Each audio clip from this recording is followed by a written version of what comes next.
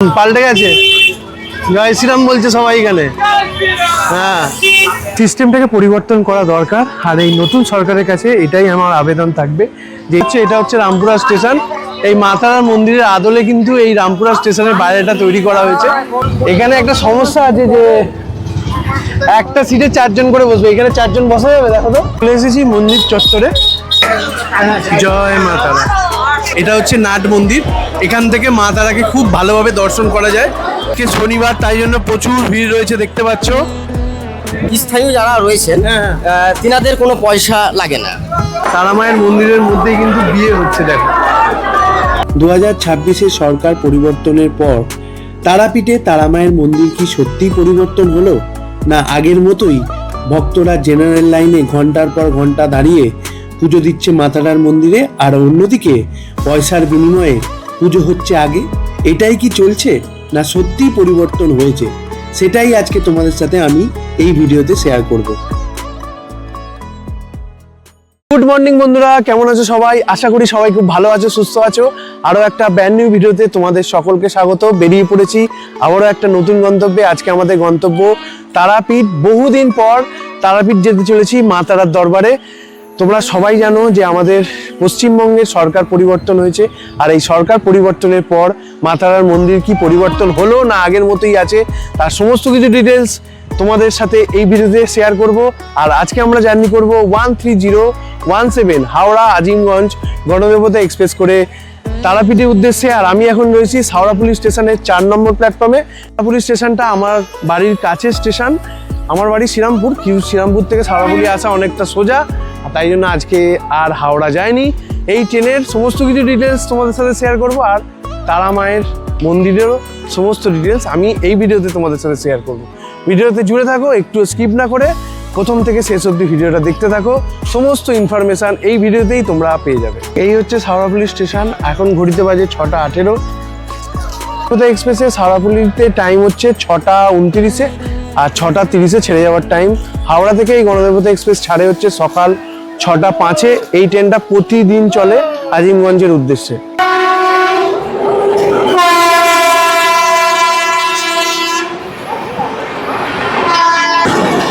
Dune express, এটা দেরাদুন থেকে আসছে, হাওড়ার উদ্দেশ্যে যাচ্ছে।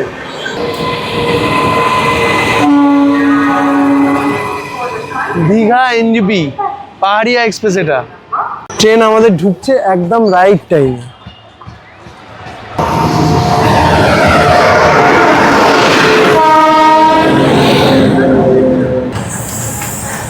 আমাদের কোচ নাম্বার হচ্ছে S1। আমরা স্লিপারেই টিকিট পেয়েছি।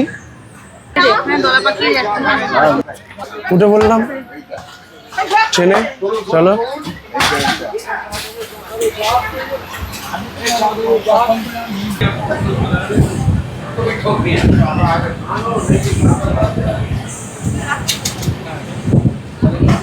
এটা হচ্ছে গণদেবতা এক্সপ্রেসের স্লিপার কম্পার্টমেন্ট। দেখতে পাচ্ছ একদম ব্র্যান্ড নিউ একটা কোচ। আর এই কয়েকদিন আগেই হচ্ছে LHB করা হয়েছে। একদম নিট অ্যান্ড ক্লিন, পরিষ্কার পরিচ্ছন্ন। স্লিপার কোচ যেমন হয়, সাইড আপার, সাইড লোয়ার, আর এদিকে হচ্ছে আপার, মিডিল আর হচ্ছে লোয়ার।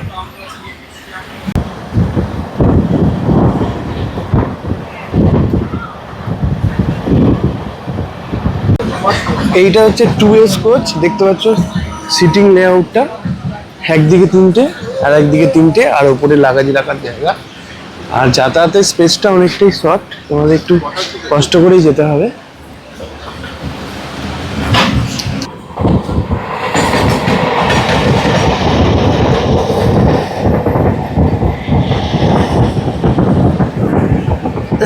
সাউরাপুলি স্টেশন ছাড়ার পর এই ট্রেনের প্রথম হল্ট হচ্ছে ব্যান্ডেল। আর কোচ পজিশনগুলো একটু তোমাদের বলে দিই। প্রথমে হচ্ছে জেনারেল রয়েছে 3টে, তারপরে হচ্ছে D1, D2, D3। এটা হচ্ছে সিসি, 2S। তারপরে রয়েছে স্লিপার, তারপরে রয়েছে সিসি, তারপরে রয়েছে থার্ড AC কম্পার্টমেন্ট। আর হুগলির পরেই হচ্ছে ব্যান্ডেল।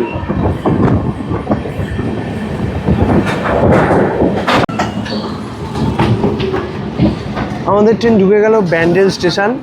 ব্যান্ডেল স্টেশনের 1 নম্বর প্ল্যাটফর্ম এটা। হাওড়া থেকে 38 কিলোমিটার জার্নি কমপ্লিট করে আমাদের ট্রেন এখন এসে পৌঁছেছে ব্যান্ডেল স্টেশনের 1 নম্বর প্ল্যাটফর্মে। এর পরবর্তী হল্ট হচ্ছে আমাদের এই ট্রেনের বর্ধমান। চলো বর্ধমানে গিয়ে দেখা হচ্ছে আবার তোমাদের সাথে।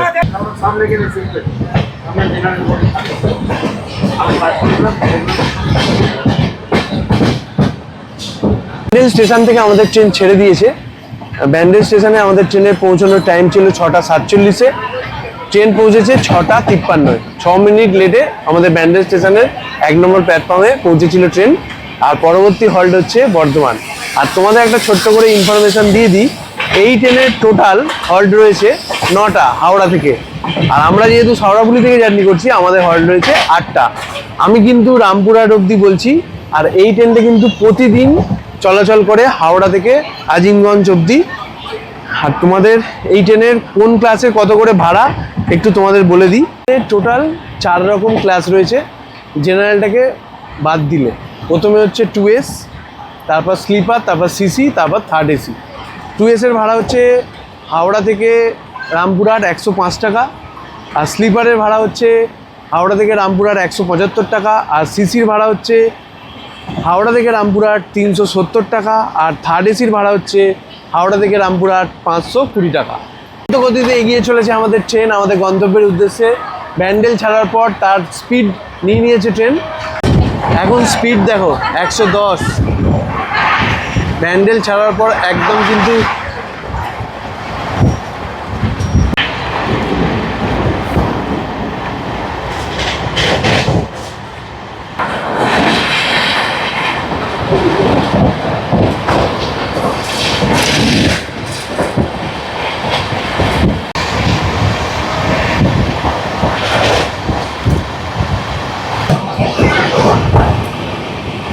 আমাদের ট্রেন এখন ক্রস করছে শক্তিগড়। শক্তিগড়ের পর হচ্ছে গাংপুর, তারপরে হচ্ছে বর্ধমান।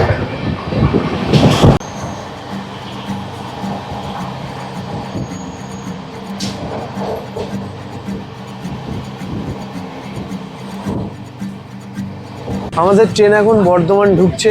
ঘড়িতে এখন বাজে হচ্ছে 7টা 41। আমাদের ট্রেন 6 মিনিট লেটে বর্ধমান ঢুকছে।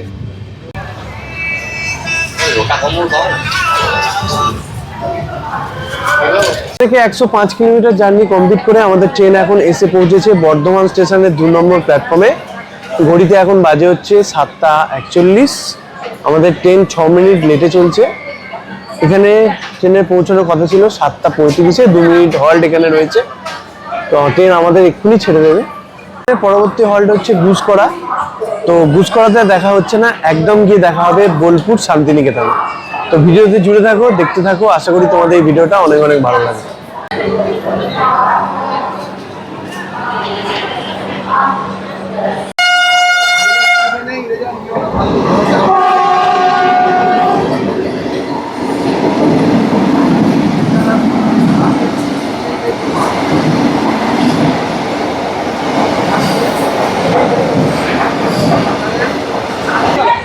ঘড়িতে এখন বাজে হচ্ছে 7টা 54। আমাদের ট্রেন বর্ধমান স্টেশনের 2 নম্বর প্ল্যাটফর্ম থেকে ছেড়ে দিল 17 মিনিট লেটে।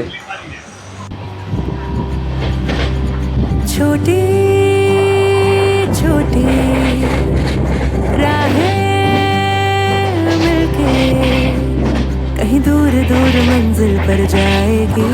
আমাদের ট্রেন এখন ক্রস করছে খানা জংশন। আর এই খানা জংশন থেকে কিন্তু 2টো লাইন আলাদা হয়ে গেছে। একটা লাইন মেন লাইন চলে গেছে আসানসোলের দিকে, আর একটা লাইন চলে গেছে বোলপুর শান্তিনিকেতনের দিকে। আর আমরা যাচ্ছি বোলপুর শান্তিনিকেতনের দিকে। कभी छाओ छाओ कभी धूप सताएगी। सफर अनजाना सा है, रास्ता बेगाना सा है। हर मोड़ मोड़ पे कुछ नया सा है, हर मोड़ मोड़ पे कुछ नया सा है। सफर अनजाना सा है, रास्ता बेगाना सा है। हर मोड़ मोड़ पे कुछ नया सा है।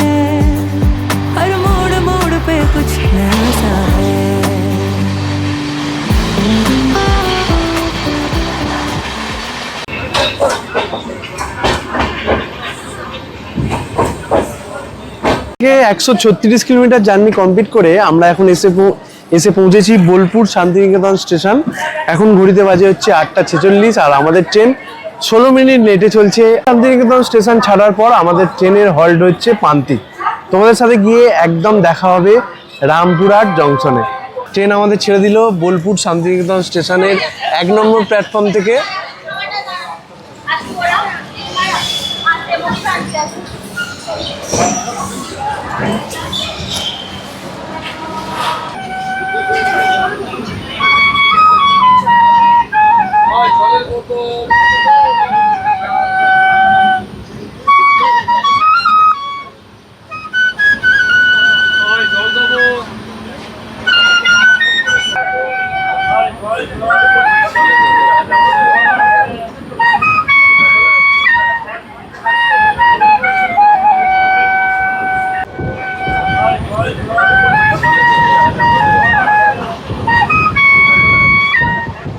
ট্রেন এখন রামপুরহাট জংশন ঢুকছে আর আমাদের গন্তব্য রামপুরহাট জংশনেই শেষ হবে।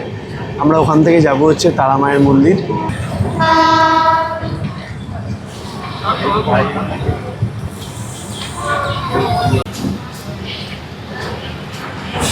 থেকে 218 কিলোমিটার জার্নি কমপ্লিট করে আমাদের ট্রেন এখন এসে পৌঁছালো রামপুরহাট জংশন আর আমাদের গন্তব্য এখানেই শেষ হচ্ছে।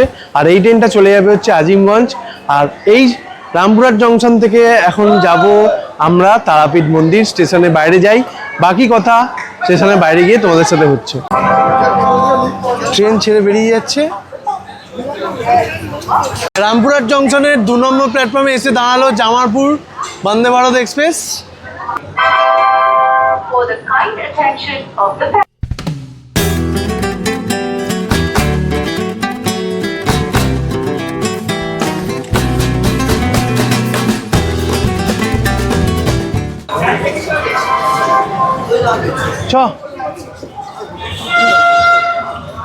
রামপুরহাট স্টেশনের বাইরে এই দেখতে পাচ্ছ, এটা হচ্ছে রামপুরহাট স্টেশন। এই মা তারার মন্দিরের আদলে কিন্তু এই রামপুরহাট স্টেশনের বাইরেটা তৈরি করা হয়েছে। আর এখান থেকে বেরিয়ে আমরা যাব হচ্ছে অটো করে যাব তারা মায়ের মন্দির। এখানে রামপুরহাট স্টেশনের বাইরে এসে অটো ধরে নিয়েছি।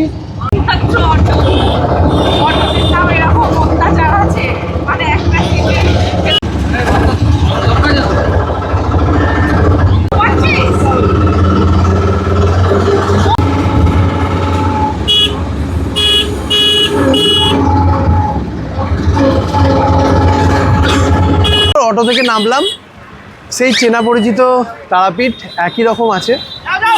এখন মন্দিরের দিকে যাব। এই হচ্ছে তারামা সরণি। এই তারামা সরণি ধরে সামনের দিকে যাব। পাল্টে গেছে, জয় শ্রীরাম বলছে সবাই এখানে। হ্যাঁ, আমাদের একটু ব্রেকফাস্ট করতে হবে। একদম অনেক সকালে বেরিয়েছি, একটু ব্রেকফাস্ট করে তারপরে মন্দিরের দিকে যাব। আর সমস্ত ইনফরমেশান তোমাদের সাথে শেয়ার করতে থাকবো, ভিডিওতে জুড়ে থাকো। করার জন্য চলে এসেছি ল্যাংচা মহলে, ব্রেকফাস্ট করব, তারপর যাব হচ্ছে মন্দিরে। চলে এসেছি আমাদের ডাল পুরি, খুব সুন্দর হিঙের একটা গন্ধ আছে। আর হচ্ছে ছোলার ডাল, তার সাথে ছোলা এই ঘুগনির কড়াইও আছে। বেশ ভালো খেতে,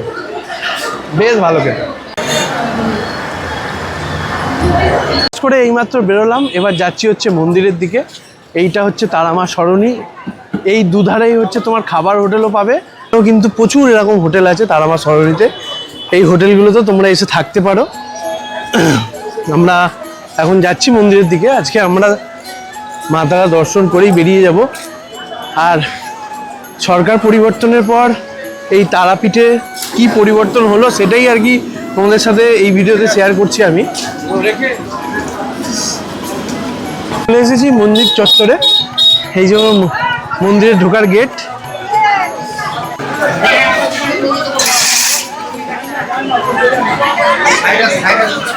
জয় মা তারা। এই সেই জেনারেল লাইন, তারা মায়ের মন্দিরে সেই একই রকম অবস্থা। জেনারেল লাইনের প্রচুর ভিড়, আর সেই পয়সা দিয়েই কিন্তু মা তারার দর্শনের জন্য আলাদা লাইন রয়েছে। তারা মা, জয় তারা মা, সবার মঙ্গল করো মা। আজকে শনিবার, তাই জন্য প্রচুর ভিড় রয়েছে দেখতে পাচ্ছ। একটু জেনারেল লাইনটা তোমাদের দেখানোর চেষ্টা করব। জেনারেল লাইনটা কোথা থেকে শুরু হয়েছে হচ্ছে জেনারেল লাইন। এই জেনারেল লাইনটা এখান দিয়ে যাচ্ছে, গিয়ে এই ওপর দিয়ে উঠে এই দিক দিয়ে ঘুরে যাচ্ছে। লাইনে কিন্তু ঘন্টার পর ঘন্টা লাইনে দাঁড়াতে হয়, তারপর কিন্তু তারা দর্শন করতে পারবে। এই ভাইকে এই ভাইকে জিজ্ঞেস করো কতক্ষণ লাইনে দাঁড়িয়ে? এটা 500।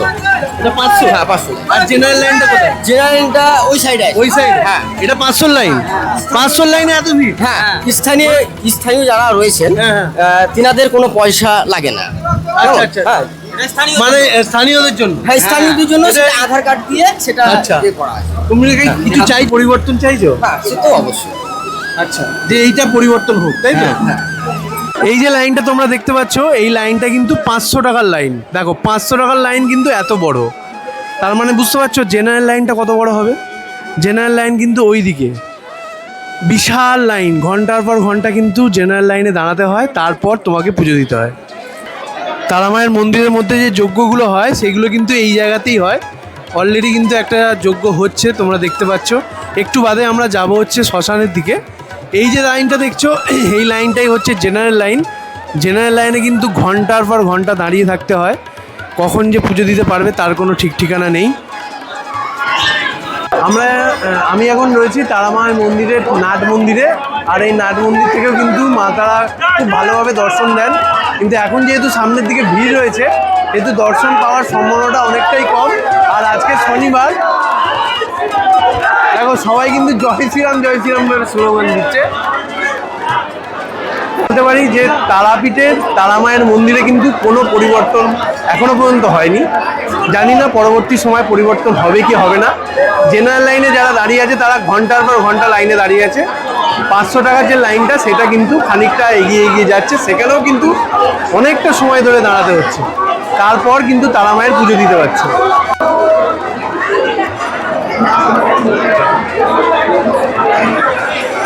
তারামায়ের মন্দিরের মধ্যেই কিন্তু বিয়ে হচ্ছে, দেখো। জয় তারামা, জয়।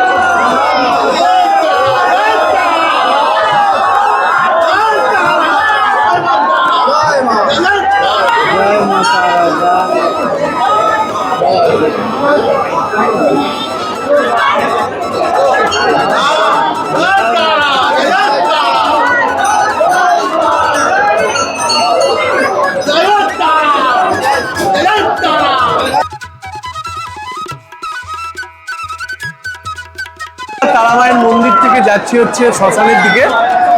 আমরা দূর থেকে মা তারাকে দর্শন করলাম, খুব সুন্দর দর্শন করেছি, ভিড়ের মধ্যেই দর্শন করলাম। আজকে কিন্তু প্রচুর ভিড়, শনিবার, তাই জন্য মন্দিরে কিন্তু প্রচুর ভিড় হয়েছে। মন্দিরের 1 নম্বর গেটের ঠিক উল্টো দিকেই হচ্ছে শ্মশানে যাওয়ার রাস্তা। আমরা এখন শ্মশানের দিকে যাচ্ছি। শ্মশানের এই চত্বরটায় ভান্ডারা দেওয়া হয়। এখানে দেখো এখন ভান্ডারা দেওয়া চলছে, প্রচুর মানুষজন খাওয়া দাওয়া করছে। মাঝে মধ্যে এলেই তোমরা এরকম দেখতে পাবে। আমিও আগের বারে যখন এসেছিলাম, মানে 2-3 বছর আগে এসেছিলাম, তখনও এসে দেখেছিলাম যে এখানে এরকম ভান্ডারা চলছে। আর এখনও এসে দেখছি এই ভান্ডারা চলছে, সবাই এখানে বসে খাওয়া দাওয়া করছে। আমরা এখন রয়েছি শ্মশানের মধ্যে। শ্মশানটা এখন এইরকমভাবে বাঁধিয়ে দেওয়া হয়েছে। প্রচুর এখানে এরকম সাধু দেখতে পাবে। ওই দিকে হচ্ছে বাবা খেপার সমাধিস্থল, ওই দিকটা যাচ্ছি।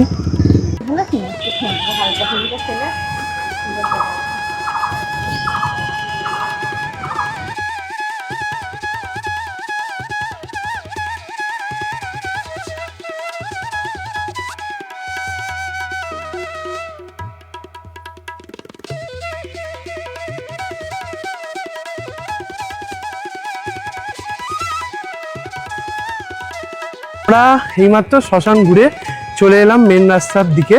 এখনো পর্যন্ত শ্মশান থেকে বেরোইনি, এখানেই ভিডিওটা শেষ করছি। আমরা আজকেই ফিরে যাব। খালি তোমাদের একটা ইনফরমেশন দেওয়ার জন্য এসেছিলাম যে সরকার পরিবর্তনের পর তারাপীঠের মন্দির পরিবর্তন হয়েছে কি হয়নি। একদমই পরিবর্তন হয়নি, আগের মতোই রয়েছে। এই সিস্টেমটাকে পরিবর্তন করা দরকার। আর এই নতুন সরকারের কাছে এটাই আমার আবেদন থাকবে যে এই সিস্টেমটা যেন পরিবর্তন হয়। সাধারণ মানুষ যেন খুব সুস্থভাবে ভালোভাবে তারা মায়ের কাছে পুজো দিতে পারে। দেখা হচ্ছে আরও একটা নতুন জার্নিতে, আরও একটা নতুন ভিডিওতে। সবাই ভালো থেকো, সুস্থ থেকো, টাটা।